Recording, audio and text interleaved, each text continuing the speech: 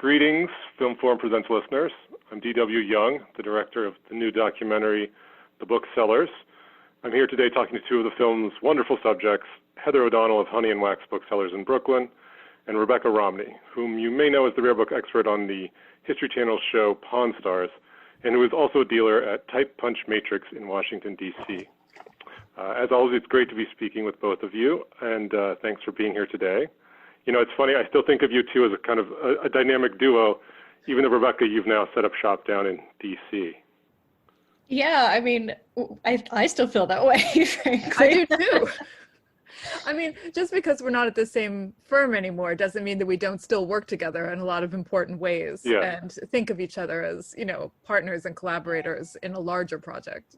As one of those projects being the Honey and Wax Prize, for example, the book collecting prize, which you actually let us talk about a little bit in the documentary. So definitely ongoing projects for sort of our big thing about hitting on the future of book selling and book collecting.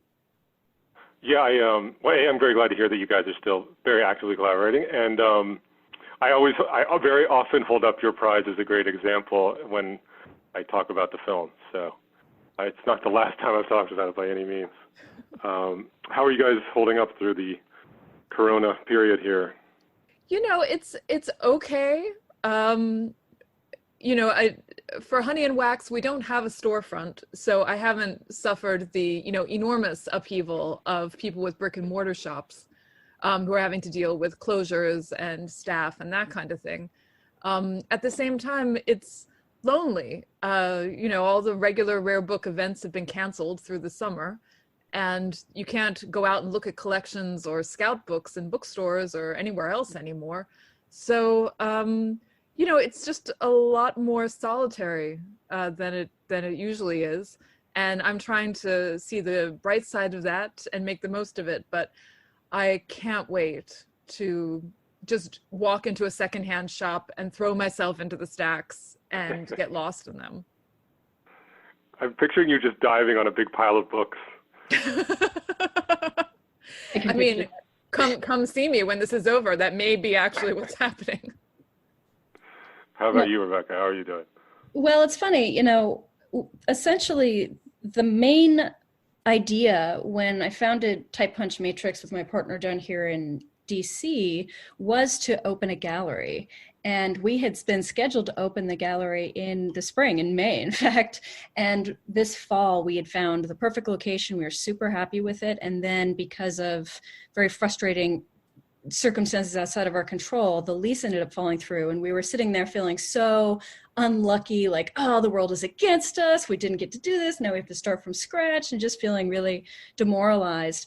And now we're realizing that we were actually incredibly lucky, because there's no way we would have been open in May, and it would have been completely disastrous had we been on that schedule that we had planned in the first place.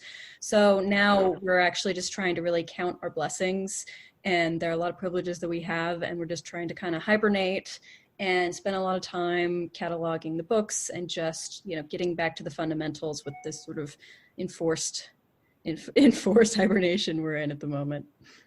Yeah, kind of disastrous, like opening a film on March 6th. Yes. Yeah. It's true. Although one thing actually that I think might paradoxically be kind of good for the booksellers about this is that people are just stuck inside desperate for stuff to watch. I have gotten messages from so many people who, you know, just streamed the Booksellers because, you know, I don't think they would have gone to the theater to see it, but they find themselves at home. So here they are.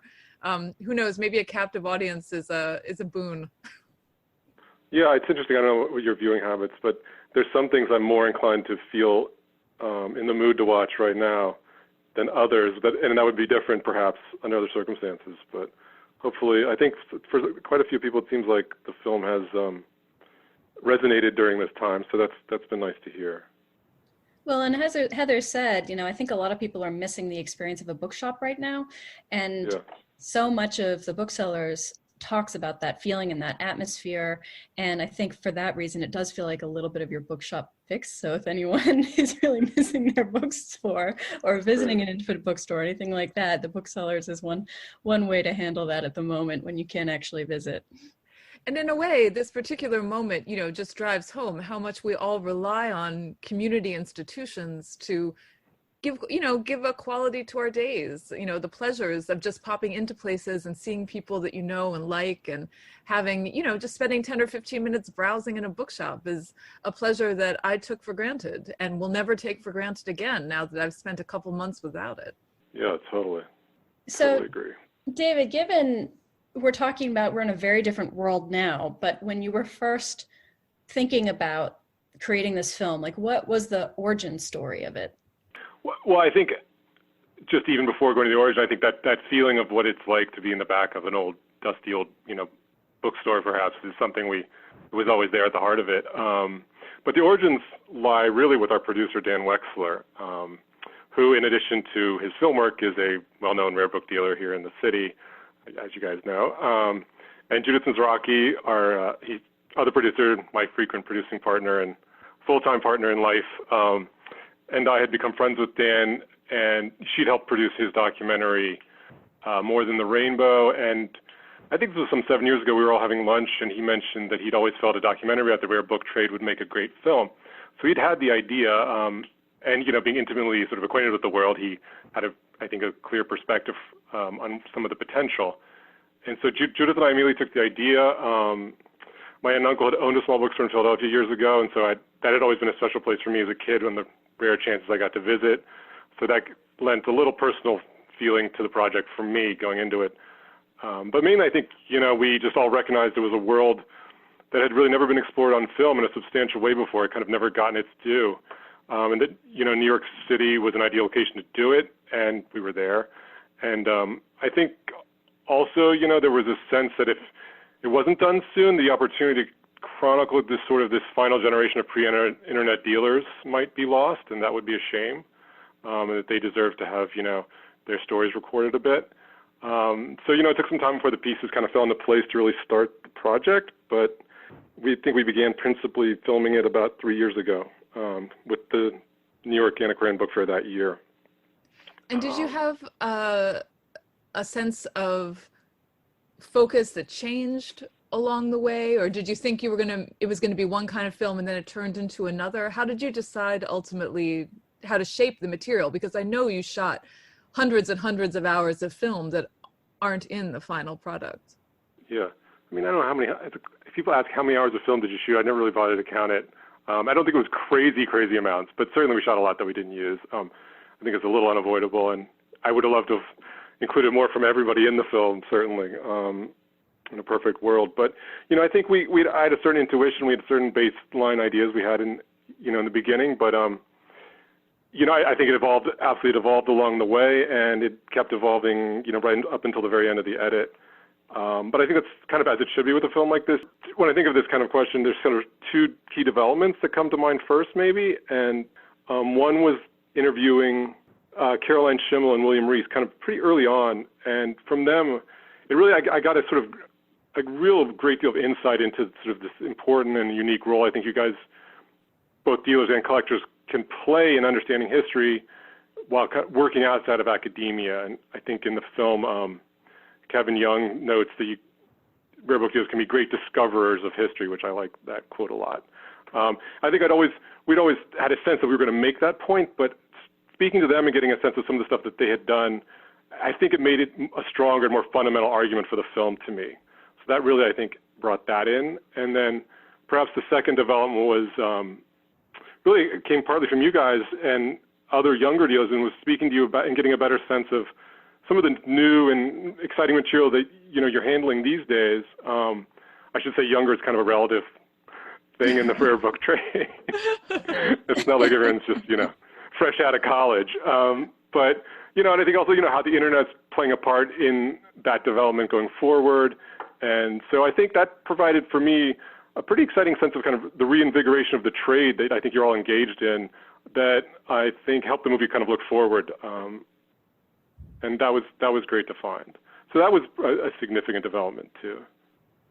Well, one thing I observed in watching the documentary that I was really pleasantly surprised by, that's tapping into everything that you're saying, is that most of the time when you see articles or interviews about the rare book trade from someone who isn't a dealer themselves or otherwise very much involved, is that you can feel the outsider view, like there's still something fundamentally that they just don't get. And what I loved about the documentary is that it actually did feel very insidery. Like you really did get into the heads of a lot of people in the trade, and you really explored a lot of different currents, and you brought out those conflicts too, because the trade is not a monolith. Like there are a lot of things that other dealers said in the documentary that, while I respect them, I don't agree with them. And I think that you were very good at balancing all of that. So I found, that sort of juggling of the material really fascinating and quite true to life. Well, thank you. I appreciate that. I think, part of that's just when you make a film like this, it's such a learning process that ideally you're learning a lot as you go, and you're gaining insight. And like by listening to you all, that provides the ability to maybe have a little bit of that perspective. So really, I think a good portion of it just came from talking to everyone. It's such a formidable group of people that there's a tremendous amount, of knowledge that I sort of hopefully absorbed a portion of. And, I did a lot of reading and research too, and Dan was very helpful also in keeping us honest and, being a kind of a touchstone a little bit, for what was within the reasonable bounds of making sense or not. Well, one thing that was really surprising to me this week was on Twitter, a librarian tweeted about the film saying it's so nice to finally hear someone say that private collectors drive institutional collecting. And I was like, wait, doesn't everyone say that? But I feel like that's part of what's exciting about the film, is that it does make points that we in our little silos might feel are quite obvious, but that are not at all obvious to a lot of viewers, even people who are involved in the trade in some, in some other way. Yeah, I think that was always maybe one of the biggest challenges for the film was how to do something that was both accessible to people who are totally outside the rare book trade and know nothing about it, but yet sort of maintain an integrity and still speak to people in the trade in a way that they would appreciate. So I think that's a bit of a juggling act. I'm sure we didn't achieve it perfectly by any means, but, you try your best. No, that's a huge challenge. And moreover, I am totally in support of such a thing. I feel like accessibility is so important, especially for a niche trade like rare books, and this idea that rare books are this only small thing that is full of gatekeeping and not for everyone. I just fundamentally disagree with that. So the idea of the documentary on its own, to say, here's a peek into this world and all of the interesting things that are happening there, feels to me inherently like a model and a project of accessibility. Yeah, I think, you guys help me understand. I think, if you agree, tell me if you agree, but that niche doesn't necessarily mean inaccessible. The two don't have to be, one doesn't negate the other.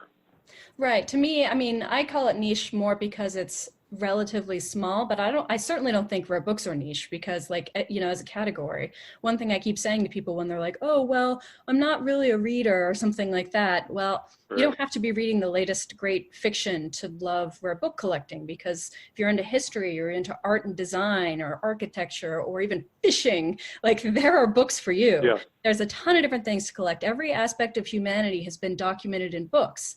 And so it's, in fact, not niche at all. It reflects that multifaceted nature of our lives.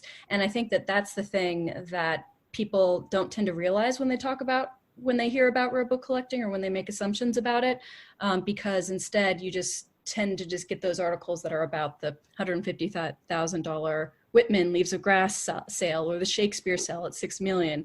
And those right. tend to grab the headlines. And right. Yeah, what is absolutely. Actually niche, I think, about rare books is talking about rare books as though the only component of them that is of interest is their market value and the workings of the market, which is an important part, obviously, of the trade. It is a trade, but that's not the only possible reason to become interested in rare books. And there are ways to invite people into this world that don't depend on them purchasing high spot items, but that nonetheless involve them bringing their imaginations and their interests and their knowledge to it in a way that enriches us all. And I think that that's something that Rebecca and I have both been really interested in putting forward to people, that just because you can't afford one of the books on the fancy stands at the Armory doesn't mean that you're excluded from participating in this world, from taking an interest in it, from enjoying it. It should be for everyone, and it can be. Yeah, you guys have done a really great job promoting that understanding, and that's why I always hold up your prize as a great example of how one could people who ask, I get that question asked sometimes, and as a sort of reference point for people to go take a look at what some examples of people doing, engaging in interest in collecting at a low price point that's not inaccessible because you need gazillions of dollars.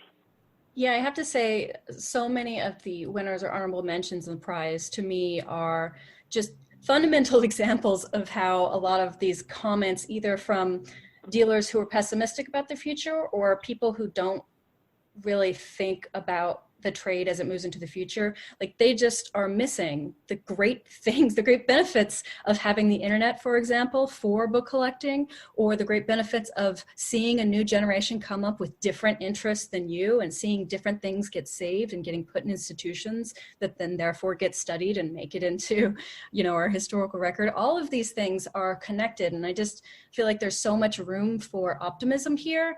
And that's one of my favorite things about the prize or other book collecting prizes just in general, is that it's actually showcasing that there are people out there doing this, and we should be doing everything we can to support them.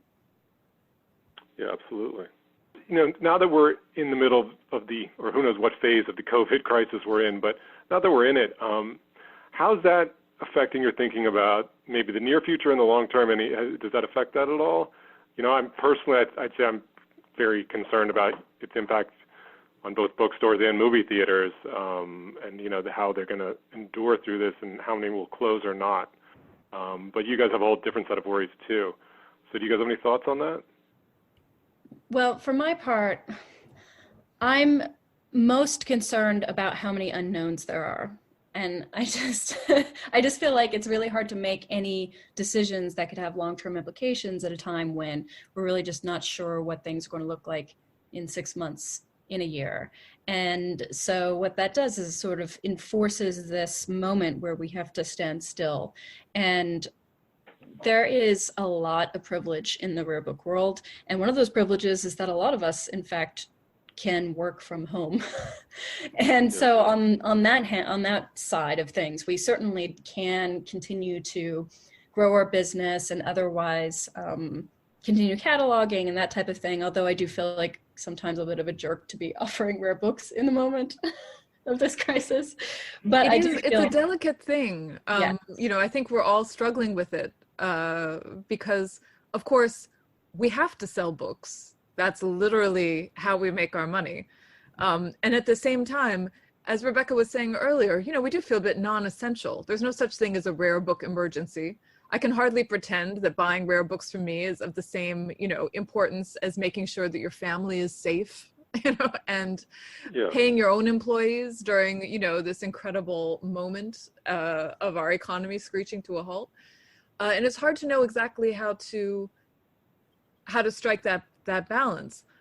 It's also the case that, a number of important research institutions, university libraries have frozen spending for the time being, understandably, because they don't know when they're going to be able to reopen, and they have their own worries about cash flow. So that the institutional sort of purchasing arm, which most rare book dealers count on to some degree, is not looking as stable as it usually has. So there's definitely, I think, a feeling of, wanting to do your best, wanting to continue to get good material out there because that's what you need to do, but also not wanting to be a pest, not wanting to seem opportunistic. Like I'm finding it tricky, and I have put out lists and did actually a joint catalog with 3 other booksellers, Simon Beatty, Justin Croft, and Ben Kinmont, which was really well received. But it definitely was, we were all really, really careful about the tone we struck in the text because we just didn't want to seem to be presuming anything at all, and just really wanted to share some books with people, whether they could buy them or not. Yeah, and I will say one thing that I have noticed is that there have been a number of people who have sort of on principle gone out of their way because they were able to support our business right now. And, I see that and I appreciate it. And it's not something that I feel like I'm likely to forget. And so that's another aspect of all of this, is that, yes, we're sort of fighting with this guilt of this is how we, feed our own families and pay our own employees, but it's also something we don't want to push. And so when people are voluntarily saying, I want to support small business, I want to support your rare book business because I like what you're doing, like that really means something. It certainly does. And as Rebecca says, it's not something that we are likely to forget, who stepped up when they could for us. At this, really confusing time. It has meant a lot to have that support. Yeah, no doubt. I mean, I think there's clearly, there are moral sort of calculations here that people need to ask themselves at times. And certainly I think the more money you have, and when you move into the billions, I really feel like there's some faulty moral calculations going on right now. But at the same time, I think obviously, small businesses going out of business is not going to help things either. So, you guys need to stay afloat too. And that there's, I would hate to see, anyone go out of business in the book world because, of the COVID situation. And in the film, Rebecca, what you said about planning, I think that's such a big problem for film too, is like how, and what scenario can you make a movie in the next 6 to 12 months? And it Right. could, even if you started, are you going to be able to finish? Who can you work? How big a crew could you have? Or even a documentary? It's all really uncertain, and that's kind of stressful, and I think has put a halt on a lot of things. But then that's a lot of financial burden on everyone in the industry who works. So many who work freelance. Yeah, Right. it's really, really difficult. Even something like the Boston Fair, which opened registration this week. My usual booth partner and I were talking like, are we game? Well, yeah, we're game. We're totally game. We absolutely want to go to Boston, but also feel like, we have no idea what's going to be happening. Is that even going to be feasible? And what's the, what's the refund policy if it becomes unfeasible? What's the, what happens if we get sick? Like, there's just a lot. I find myself thinking, having many more sort of, having spent the last, 8 years on a kind of, absolute full throttle ahead at all costs plan. And now, I'm just caught up by reservations about a lot of things that need to be, sort of worked through, but also probably can't be worked through satisfactorily because we just don't know. There's just not the data that would enable me to make an informed decision. At some point, it's just going to be a guess. Yeah, in many respects, that's like the worst part of it, is just the stress of the uncertainty, I think. Yeah, there's a lot we just don't know. I mean, that being said, in the long term, like speaking more in terms of, shall we say, generations, I am still incredibly optimistic about what the rare book trade can develop into. I think we're definitely feeling a big speed bump right now, and it's going to be an obstacle that's testing a lot of people. And I mean, that again, as we've talked about, is still a very non-essential situation. There are much worse things happening. But I think when you get into the bigger picture that goes into what's collecting going to look like in the next 10 years, in the next 20 years, I think that what's happening in rare books is actually really exciting if you take time to look and you don't just sort of thoughtlessly throw it out as, oh, those dusty tomes that are worth millions of dollars that only rich people use as play I swear toys. to God, if I never hear the words dusty tomes again, yes, it will be too soon. Yes, dusty is not how I like my books, for the record. That's not how, my books are not dusty. Actually, that's one thing that I loved about the Booksellers, is that you never used the word dusty tomes. That's like... I've said it, I've used it as you did, sort of ironically, but not in the movie. But to pick up what's important about Rebecca's saying and not dwell on my own, quibbles with language. I do think that in a way, what's happening right now has awakened a lot of people to the importance of preserving history and recording things and archiving and paying attention to what's going on. Whether it's, I mean, people aren't really able to collect physically so much because we're stuck in our homes. But even like the explosion of kind of on the street recording of like, I saw someone had just done an Instagram of signs placed in business windows explaining why they were closing because of, that kind of impulse to document this moment that will be valuable at a later point. I think it's actually possibly creating like a generation of archivists, which is a solid thing for our business. Yeah, although I keep thinking about things, in that kind of instance, and when I said like flirting with the post-apocalyptic right now, even though I don't think we're really headed there, but it's just like a little, scent in the air or something like that. Of course, if the digital goes down, if the internet is, kaput, we'd lose the Instagram archiving, but the books would still, of course, continue on. That's actually a conceit of Terry Brooks' novel. Like there's this whole like record of information that these generations from way later after the apocalypse can't access anymore because they're not in books, they're in these digital files and they have no way to read them. And that's something, digital archivists, this is very much au courant in terms of like critical theory and how to handle that. And that ironically the technology that is still the most accessible is printed books. Yeah. Well, Susan Orlean touches on that in the film too, about how do you archive a writer's process when it's just versions of MS Word saved over and over and over again? Yeah, I've heard digital humanities people talk about, can you please just save different files? Like this is draft 1 and this is draft 2, and you do something that shows. Like, oh. Because when you're writing your first novel, you're already thinking about how it's going to be archived one day when you're, a literary giant. Honestly, I'm sure when you're writing your first novel, you want to erase the traces exactly. of any early draft as thoroughly as it's possible to scrub them from the record. No, I think first-time novelists have such stars in their eyes maybe that it would be the opposite. You'd be like, well, it's before you've been pounded down by the publishing industry and you're like, maybe I could do something great. But maybe that's just my own like current pessimism with the rare book trade. David, what have you been reading during the quarantine? What have I been reading? That's a good question. Well, I don't know about you guys. I'm always reading a few things at once. Do you guys do that? Yes. Are you committed to the one all the way through? Oh no. No. No. Yeah. So let's see. For a long time, I guess I've been sporadically dipping into Samuel Beckett's letters. The thing I'm like mainly reading right now is the new Hilary Mantel novel, The Mirror and the Light. Mm-hmm. Her third Thomas Cromwell. And Rebecca, as I think we were talking about at one point, I was in the middle of reading Octavia Butler's Xenogenesis series, which was like a glaring gap in my sci-fi, reading. But so I'm going to go back to that as soon as I'm done with The Mantle. Good. What about you two? Heather? Well, someone on Instagram asked me, what does any of your previous reading remind you of this historical moment? And so, I thought about like the plague and Journal of the Plague Year and, the obvious kind of pandemic stuff.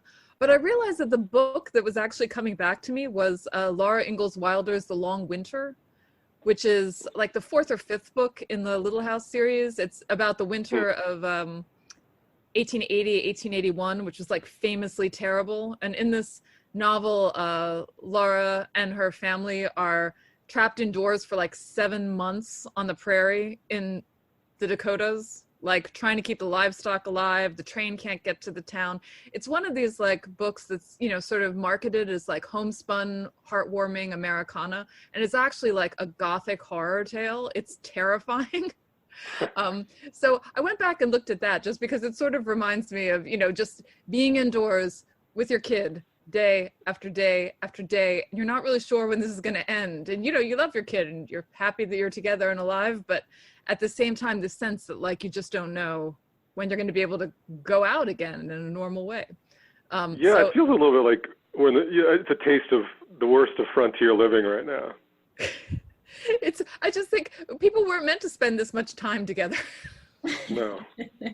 Yeah, it's funny. I think, yeah, the sort of pandemic environment has affected all of our reading. It certainly affected mine. I had this funny realization this morning where I was listening to an audiobook and I was like, I'm listening to way more audiobooks than I have before, which surprised me because usually I only would listen to them while I was driving. And now when I'm at home, like when I'm doing dishes or when I'm doing anything, like just going around the house, I will find stupid errands or like chores to do at home just so I can listen to an audiobook now. And I realized, oh, I just miss hearing another human's voice.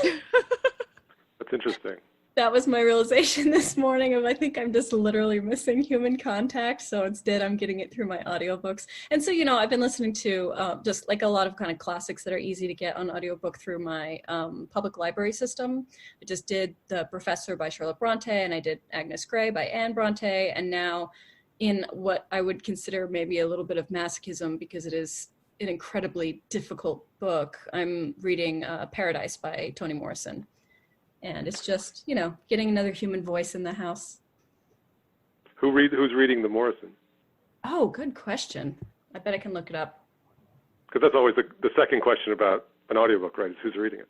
Oh, yes. It makes a huge difference. And, there are a lot of books that I feel one of the reasons I really love them. Sorry, I just turned it on accidentally. One of the reasons I really love audiobooks is because you're getting a specific interpretation of it. And I just pulled it up. Yeah. And it's actually read by Toni Morrison, which I should have. Oh, that's great. Cool. Oh, that's great. And so, you're getting more, I think, of the sort of author's intent in terms of inflection and emphasis. And it's terrific. It's incredibly pressing and scary, but it's terrific. I think that's it for our time, you guys. So thanks so much, both of you, for being here, Heather O'Donnell and Rebecca Romney. And is there anything you guys want to add before we go? This is Heather. I run Honey and Wax Booksellers in Brooklyn, New York. It's honeyandwaxbooks.com. You can also find me on Facebook, Twitter, and Instagram as Honey and Wax Books. The deadline for the 2020 Honey and Wax Book Collecting Prize is June 1st, so there's still time to submit, and you can find all the details about the prize at the Honey and Wax website. And I'm Rebecca Romney. I am co-founder of Type Punch Matrix in Washington, D.C. And you can find me as well on Twitter and Instagram and the like, both at Type Punch Matrix and Rebecca Romney. And if you don't know anyone, if you are not qualified yourself for applying to our prize, still, if you know anyone who may be qualified, please pass that on. We love seeing all the different collections and especially ones from people who are not necessarily in that rare book world that you see in the documentary. We want this to spread far and wide along with the documentary.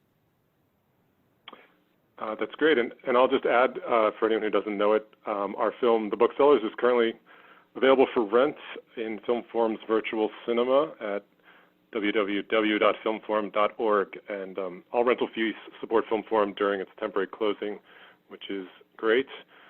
And so I guess thank you, everyone, and take care. Great speaking with you both. You too, David. You too, David.